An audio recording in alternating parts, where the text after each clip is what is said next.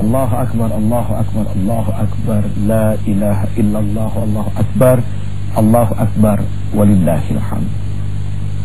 Allahumma salli wa sallim wa barik wa karrim ala Sayyidina Muhammadin wa ala alihi wa ashabi ajma'in, amma ba'd. Baik pemirsa yang ada di studio juga di seluruh tanah air. Mudah-mudahan pagi ini sudah pada bangun ya. Kemudian bangunnya diawali dengan menuntut ilmu. Ya, diawali dengan menuntut ilmu. Menuntut ilmu itu adalah wajib bagi setiap muslimin dan muslimat, dari buayan sampai liang lahat, dari lahir sampai meninggal. Kira-kira bayi pada nuntut ilmu nggak, Bu?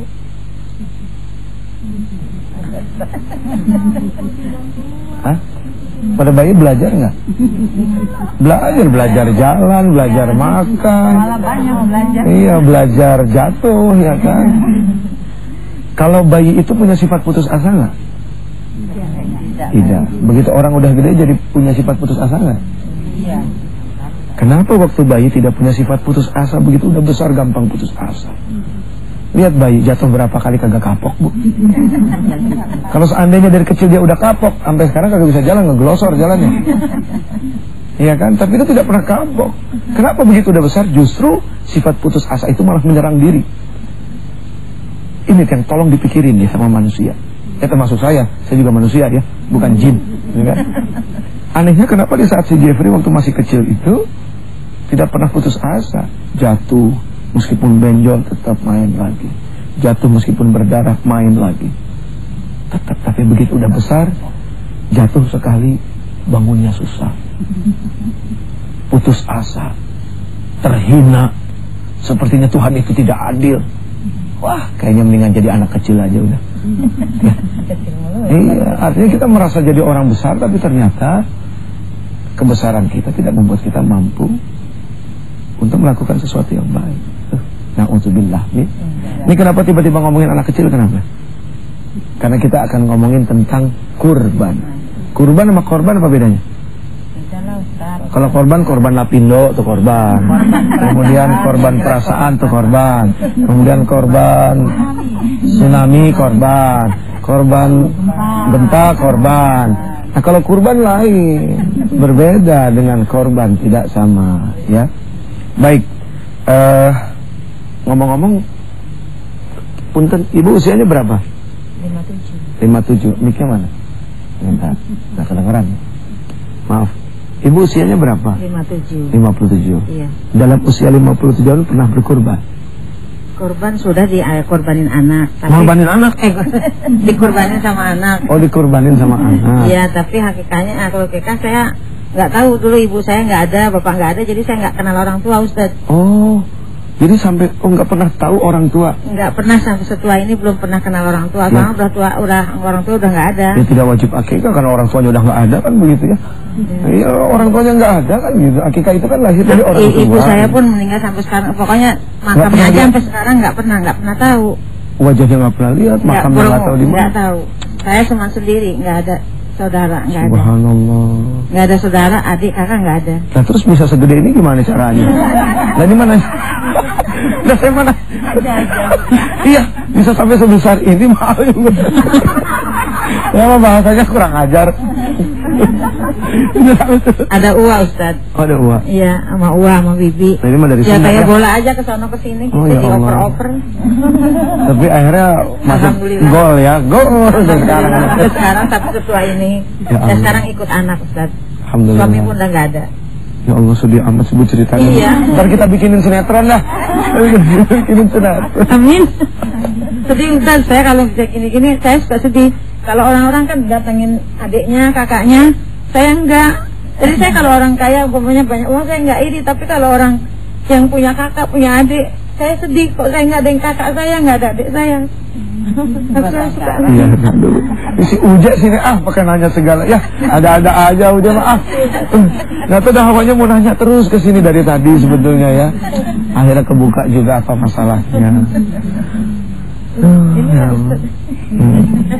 Tapi yang penting masih punya Allah. Alhamdulillah. Nah, itu pemirsa ya. Yang paling penting kita masih punya Allah. Kita punya suami, punya istri, punya anak, punya orang tua, punya harta, tapi kita tidak punya Allah.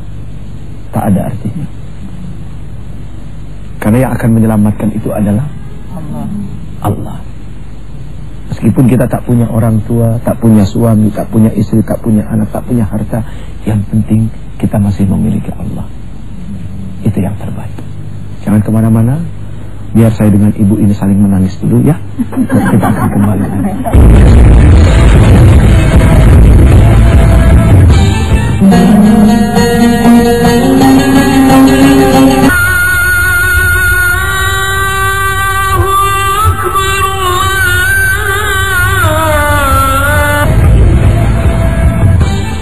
Baik pemirsa yang dimuliakan Allah Subhanahu wa taala, insyaallah kita akan langsung aja cerita apa sih hubungannya antara haji, ritualitasnya, ibadahnya dengan kurban. Persis pada tanggal 8 Tarwiyah. Tanggal 8 di bulan Zulhijjah disebut Yaumut Tarwiyah. Ya. Kenapa disebut dengan Yaumut Tarwiyah? Kalau ibu masih ingat, tanggal 8 itu lagi siap-siap mau berangkat menuju Arafah. Ya. 8 disebut dengan Yaumut Tarwiyah karena pada tanggal 8 itu Nabi Allah Ibrahim bermimpi. Ya bunayya inni ara fil manami anni azbahuka fanzur madza tara. Kan gitu. Wahai anakku, sesungguhnya aku bermimpi, di dalam mimpiku aku menyembelih kamu. Bagaimana menurut kamu? Itu 3 kali Nabi Allah Ibrahim bermimpi. Pertama kali beliau merasakan, dibiarkan oleh beliau karena khawatir jangan-jangan ini datang dari setan. Sehingga akhirnya sampai 3 kali. Begitu sampai 3 kali baru tahu ternyata ini mimpi datangnya dari Allah. Nah, makanya disebut dengan Yaumul Arafah. Arafah, tahu. Ya, kalau ini semua datang dari Allah Subhanahu wa taala. Maka disampaikanlah kepada putranya Nabi Ismail.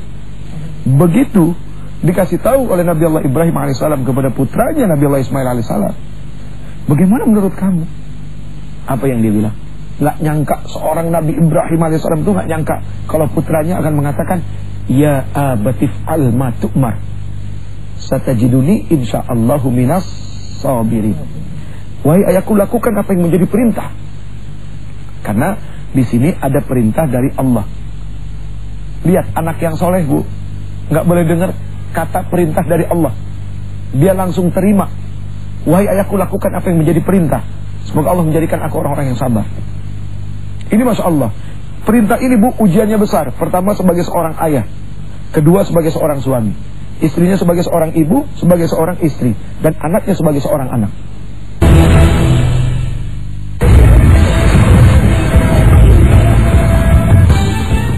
Baik pemirsa, sebetulnya yang seru adalah di luar acara ini ya.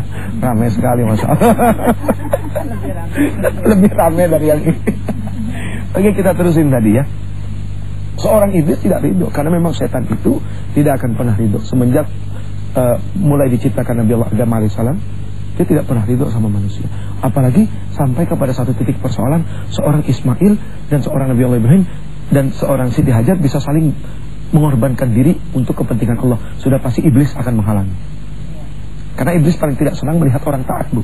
Makanya dia masuk lewat akal, dia masuk lewat hawa nafsu untuk melakukan pembenaran dan untuk melakukan penolakan sebuah hukum.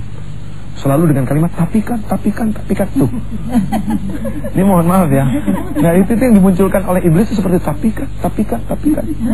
Kalau orang taat tidak pakai tapi, ya Allah hamba taat, udah selesai. Kagak pakai tapi. Lihat seorang pegawai yang mau bekerja di satu kantor, kamu harus gini ya, boleh Pak, tapi kamu kerja aja di sana, nggak usah di sini. Pakai tapi. Nah, karena pakai tapi. Ada pengecualian. Nah, semua gitu, Masya Allah ya. Nah, digoda itu Siti Hajar, digoda. Begitu ditanya sama iblis, atas perintah siapa? Iblis ngomong, kata Ibrahim, ini atas perintah Tuhannya. Wanita mukminah tidak boleh mendengar ini perintah Tuhan, dia langsung taat. Apa Siti Hajar bilang? Kalau memang betul Nabi Ibrahim mengatakan ini adalah perintah dari Tuhannya, jangankan anakku, diriku pun akan aku berikan untuk Allah. Untuk Allah. Jadi begitu. Jelas? Lihat bagaimana Nabi Allah Ibrahim di saat mau dipotong, ayah lepas bajuku. Nanti kalau bajuku berdarah dilihat oleh ibuku akan menangis dan bersedih. Lepaskan ikatan tanganku, nanti aku nggak mau malu. Aku tidak mau malu terlihat di hadapan Allah kalau aku terpaksa. Coba. Tuh Bu, kayak begitu tuh taat tuh begitu. Suaminya mengatakan aku mau berpergian ya. Subhanallah. Tuh kan kok poligami lagi larinya. Ini mau ngomongin korban.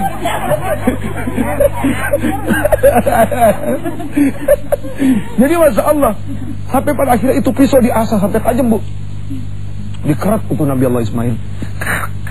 Nggak bisa juga. Kesel Nabi Allah Ibrahim dilempar ke batu. Batu terbelah. Kok batu terbelah, kenapa leher tidak?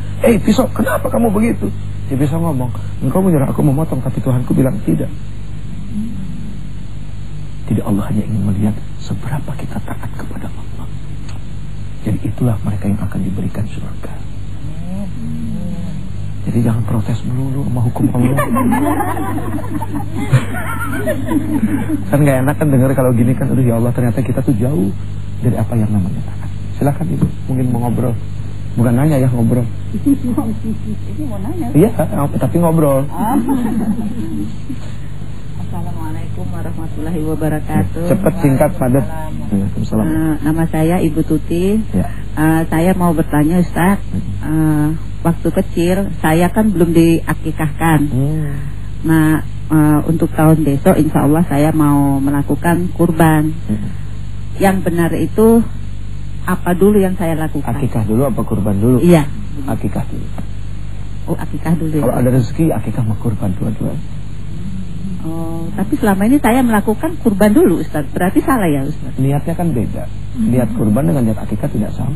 Oh, gitu. Niat kurban, niat akikah, niat sholat asar sama niat sholat maghrib kan nggak sama. Jadi saya harus akikah dulu gitu ya? Ya kalau memang ibu tahu ibu belum akikah, lebih baik akikah supaya tidak tergadaikan. Tapi benar nggak udah belum akikah dulu? Pasti benar. Soalnya zaman dulu kan orang tuh susah duit. Tapi kan nggak tahu juga kalau ternyata orang tua pernah, kan nggak tahu Allah Arab. Nah gini Ibu, kalau bicara zaman dahulu orang tidak mampu, maka tidak ada kewajiban karena tidak mampu. La yukallifullahu nafsan illa wus'aha. Allah tidak akan memberikan beban yang berat. Dan la ikrah fiddin, nggak ada paksaan dalam agama.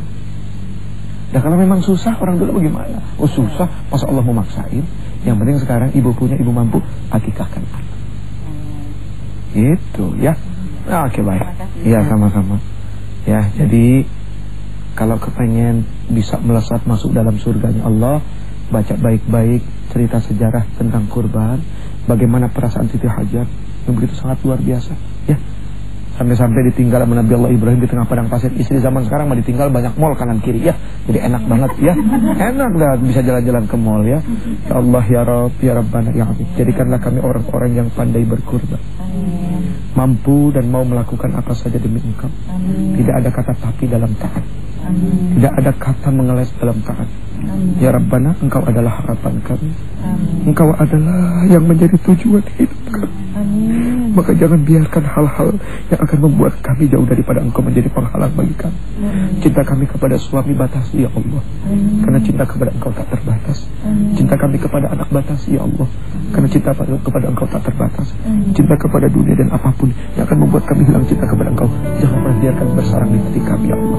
Rabbana atina fid dunya hasanah wa fil akhirati hasanah wa qina adzabannar. Sallallahu ala khairi khalqi Muhammad wa ala alihi wasallam. Subhana rabbika rabbil izzati amma yasifun. Salamun alal mursalin walhamdulillahi rabbil alamin.